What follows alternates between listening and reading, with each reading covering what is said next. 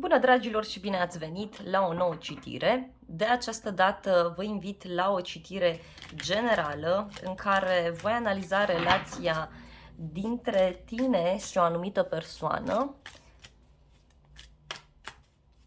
sau relația dintre tine și ceilalți la modul general vorbind. Dragilor, este o citire generală, așa că vă rog mult să luați de aici doar mesajele care se potrivesc cu situația dumneavoastră și să lăsați tot aici mesajele în care nu vă regăsiți, deoarece ele sunt cu siguranță pentru alte persoane.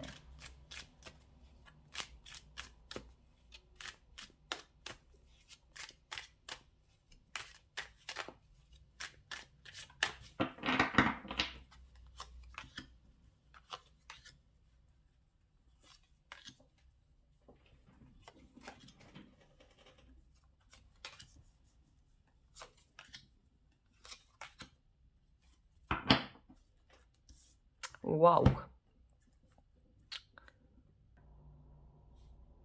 În primul rând, aici se vede foarte intens ideea de relație toxică. Este o relație în care probabil ați avut tot felul de probleme, v-ați certat, au existat tot felul de discuții, s-au întâmplat tot felul de lucruri mai puțin plăcute și văd că încă atât voi cât și cealaltă persoană totuși încă sunteți cu gândul spre trecut. Anumite evenimente care s-au întâmplat, anumite vorbe pe care le-ați primit, pentru voi încă sunt foarte intense și nu prea puteți să treceți peste. În schimb, cealaltă persoană să știți că și-ar dori foarte mult un nou început cu voi. Pe cât sunteți voi de dezamăgiți de această relație, pe de o parte, pe atât cealaltă persoană își dorește ceva foarte stabil și foarte serios. Pentru cei care sunteți singuri, văd că apare o persoană nouă la orizont sau a apărut deja. În schimb, depinde doar de voi să vă deschideți.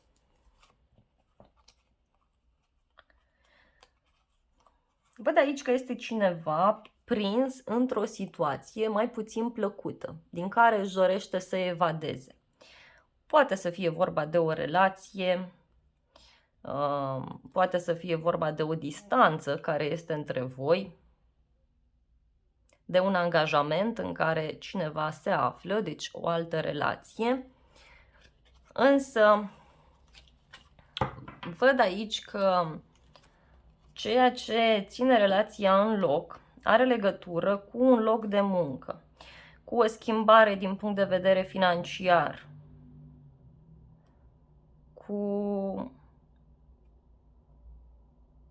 cu niște lucruri, așa cum am spus, care s-au întâmplat și care pur și simplu nu prea vă mai oferă vouă o speranță. Hai să vedem totuși mai departe. Poate fi o relație, iarăși, tip pansament pentru unii dintre voi. Deci încercați să fiți atenți. Așa cum vă spuneam, sunteți foarte prinși de trecut. Poate, cine știe, ați mai avut legătură cu această persoană. Văd aici că parcă, nu știu, ori voi, ori cealaltă persoană a dorit să termine relația sau își dorește în continuare să o termine, sau pur și simplu să lăsați odată pentru totdeauna trecutul în spate. Pentru că, așa cum v-am spus, voi nu prea puteți să treceți peste ceva anume. Vă simțiți destul de neîndreptățiți. Considerați că cealaltă persoană se află într-o poziție din care poate poate să ia o decizie favorabilă lui sau favorabilă ei. Posibil și cine știe ca cealaltă persoană să fie mai petrecăreață din fire. Sau pentru alții să fie vorba de o persoană care își dorește cu adevărat ceva serios cu voi, în schimb, parcă vouă vă este teamă de acest compromis, parcă nu prea ați vrea să mai reluați iarăși lucrurile în același fel. Totuși văd că aveți sentimente față de această persoană, posibil să fie vorba de un copil care este la mijloc. Pentru alții văd că sunteți într-o perioadă în care vă căutați pe voi, o perioadă în care vă regăsiți, vă simțiți bine lângă această persoană, vă întâlniți, discutați, Pentru voi contează foarte mult, văd, partea aceasta emoțională, să fiți împliniți din acest punct de vedere. Și să știți că acest bărbat sau această femeie este foarte atent sau atentă cu voi din acest punct de vedere. Tocmai pentru că vă vede o persoană cu un suflet pur, tocmai pentru că vă vede ca o persoană sensibilă, este foarte grijulie cu dumneavoastră. Parcă este teamă, parcă nici nu știe cum să reacționeze, pentru că pentru el sau pentru ea e vorba de ceva cu totul și cu totul nou, ceva ce nu a mai trăit până acum. Sunteți într-o perioadă în care văd că stați și analizați foarte mult o situație, poate relația în sine. Poate sunteți într-o perioadă de recuperare după o problemă de sănătate. Pentru unii, pentru alții, sunteți într-o perioadă de concediu sau pur și simplu sunteți foarte mult puși pe gânduri de această persoană. Vă gândiți intens dacă să continuați sau să lăsați lucrurile așa. Pentru cei singuri, văd aici o persoană nouă. Dacă încă nu a apărut nimeni, nu mai durează mult și apare. Mai ales dacă voi reușiți să vă vindecați de această rană pe care o aveți din trecut. Pentru cei care vă aflați într-o relație, văd că această persoană își dorește foarte mult un nou început alături de voi. Simte că este ceva cu totul și cu totul nou, are niște experiențe total diferite alături de voi, vede viața ca pe o sărbătoare, vă vede ca pe ceva sfânt, pur și simplu umblă cu voi cu foarte multă grijă, parcă este ușor teamă, nu știe cum anume să reacționeze. Dar, repet, pentru cei singuri sau pentru cei care vă aflați într-o relație în care lucrurile chiar nu mai au cum să mai funcționeze și de nicio culoare nu vă mai puteți împăca, văd o nouă persoană care apare și care are gânduri foarte serioase față de voi.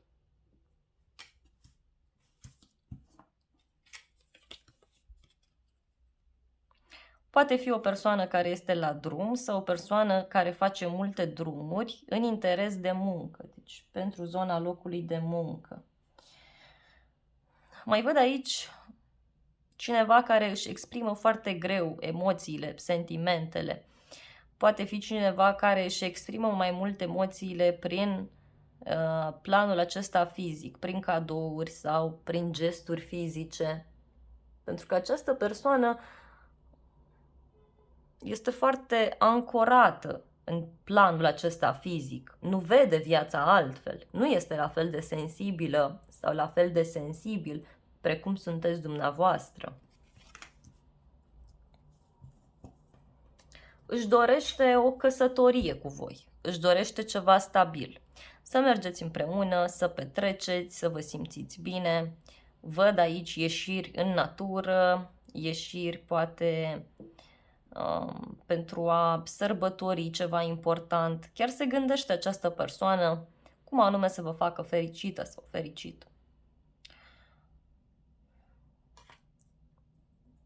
Poate ați cunoscut această persoană la o petrecere pentru alții, dar dacă nu ați cunoscut, urmează. Vreau să vedem de ce sunteți voi dezamăgiți, ce s-a întâmplat aici sau ce nu vă place.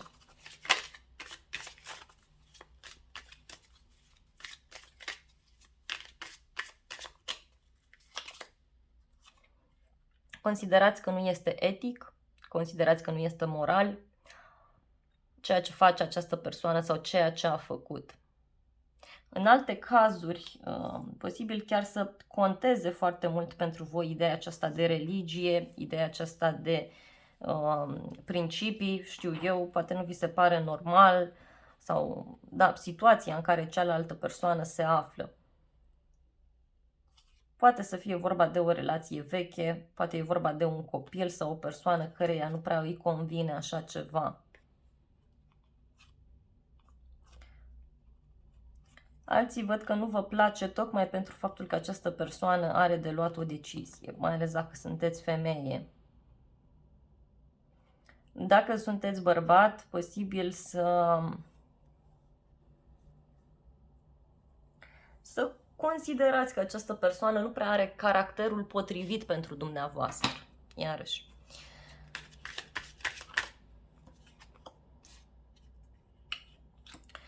Voi ați obosit să mai oferiți iubire. Ați obosit să căutați adevărul în relație. Ați obosit să tot investiți, să vă puneți sufletul pe tavă. Poate fi un moment destul de apăsător pentru cei mai mulți dintre voi. Văd aici foarte intens. Sau o problemă pe care văd că o aveți cu un copil sau cu o persoană mai tânără.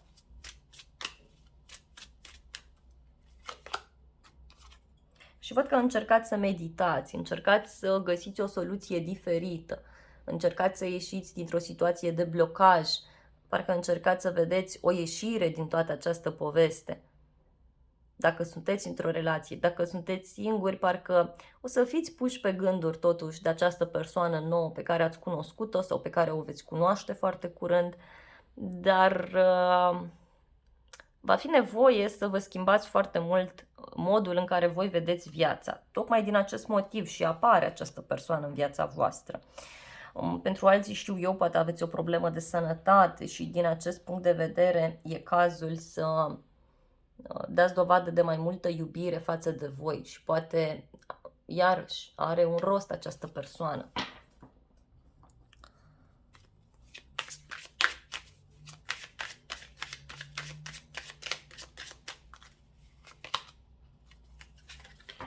Wow! Dragilor, în unele cazuri, să știți că aveți de a face cu o persoană care este cam obsedată de ceva anume. Adică își dorește atât de mult acest nou început alături de voi, încât este în stare de orice. Pentru alții, încercați să fiți puțin atenți, pentru că e o persoană care ori are probleme, da, are tot felul de dependențe, vede viața distorsionat. Vine să spun că în unele cazuri poate fi o persoană cu niște probleme ușor psihice, ca să spun așa. Deci, mare atenție! Cineva care își dorește, e adevărat, acest nou început cu voi, este o persoană care este pur și simplu dependentă de voi din punct de vedere emoțional. Pur și simplu nu poate fără voi, adică își dorește atât de mult ceva cu voi pe termen lung, încât este în stare de orice. Poate este cineva care, iarăși, tot încearcă aici să amâne acest nou început, dar pe care și-l dorește foarte, foarte mult, totuși, alături de voi. Poate să fie vorba de o relație de trio, dar, repet, văd aici o pasiune foarte mare din partea acestei persoane față de voi. Adică, pentru cei care încă nu ați cunoscut o persoană, atunci când o cunoașteți, pur și simplu nu stă la discuții, direct vă ia, pune mâna pe voi, hai să ne căsătorim, eu vreau ceva serios, stabil cu tine. Și să știți că această persoană se pregătește aici să acționeze într-un mod total diferit, adică este în stare de orice, repet, chiar să acționeze și într-un mod diferit, doar să vă aibă alături. Văd aici un drum scurt pe care vrea să-l facă sau o decizie pe care o are de luat și care, nu știu, tot o amână sau mai are puțin până să finalizeze. Încercați să fiți atenți aici, că unii aveți, aveți ocazia să vă băgați într-o relație de trio dacă încă nu sunteți deja. Ia să vedem. Dar eu vorbesc serios, că în unele cazuri e vorba de obsesia acestei persoane față de voi. Adică deja sunt lucruri intense. Bun.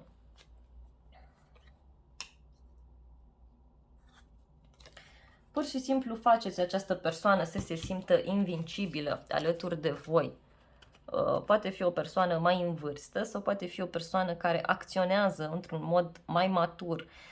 Această persoană are o încredere în voi absolut fantastică și pur și simplu consideră că sunteți exact ceea ce a căutat. Parcă vă susține, vă descoperă, vrea să descopere mai multe despre voi. Încearcă să se comporte în așa fel încât să nu vă supere, încât să vă țină acolo lângă el sau lângă ea. Și da, această persoană are sentimente foarte intense față de voi, dar văd că are de clarificat ceva ce ține de o sărbătoare sau reușește să clarifice ceva la o zi sfântă, la o zi de sărbătoare.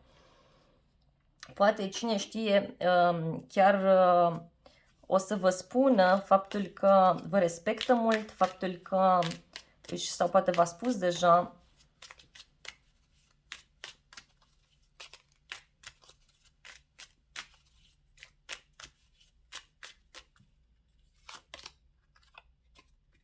văd că are parte de un final. Are parte de un final clarificator, care poate evită să vi-l spună și poate vrea să vă spună într-un mod aparte. Ceva ce ține de o familie, de o femeie. E ca și cum voi sunteți idealul de persoană pentru această femeie sau pentru acest bărbat. Sunteți persoana potrivită. Totuși mai vreau aici o carte pentru voi. Au sărit mai multe. Dragilor, dacă sunteți femeie, nu scăpați foarte ușor de acest personaj, pentru că pur și simplu consideră că voi sunteți persoana potrivită. Poate fi o relație în care bărbatul este mai în vârstă, femeia este mai tânără, sau poate chiar discutăm de faptul că această relație, să știți că o să dureze mult și bine. Da? O să dureze mult și bine. Asta în cazul în care lucrurile mai funcționează între voi. Pentru cei singuri, v-am spus, cu siguranță cunoașteți pe cineva în următoarea perioadă. Poate chiar prin zona locului de muncă. Posibil la început să fie o relație de trio sau să mai fie persoane care să încerce să se bage. În schimb, totuși văd că lucrurile se rezolvă și puteți să reparați această relație, încă puteți să vă vindecați și voi, pentru că, repet, și la voi este o problemă, și anume că trebuie să priviți lucrurile dintr-o altă perspectivă, să vedeți lucrurile mai clar. Poate chiar tot ce ține de familie, de ideal, e important sentimentul, emoția pe care o aveți lângă o persoană. Sunt importante și lucrurile fizice, iarăși, cartea familiei de 2 ori. Deci, dragilor, schimbați-vă ideea despre ce înseamnă familie, despre ce înseamnă cuplu, despre ce înseamnă casă, pentru că așa se pot debloca foarte multe lucruri. Intuiția voastră vă poate ajuta mult sau poate chiar niște informații care vin din zona spirituală. Acestea vă pot duce chiar într-o zonă extrem de frumoasă și așa puteți să scăpați, cum s-ar spune. Bun, dragilor, aceasta a fost citirea voastră de această dată. Eu vă mulțumesc frumos pentru vizionare, vă iubesc, vă îmbrățișez cu drag pe toți, să aveți parte de o zi sau de o seară binecuvântată și să ne revedem cu bine și la alte citiri. Nu uitați să vă abonați, să apăsați clopoțelul dacă mai doriți astfel de citiri. Și să lăsați un like.